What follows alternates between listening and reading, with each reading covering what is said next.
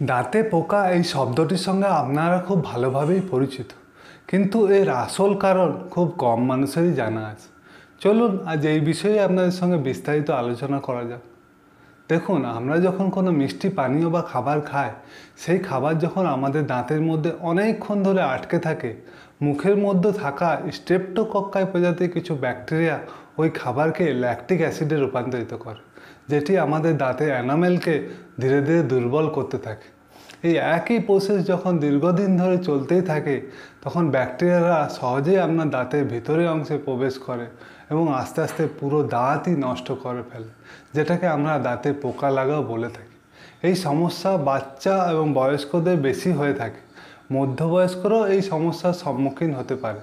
তাই দিনে দুবার অবশ্যই ব্রাশ করুন।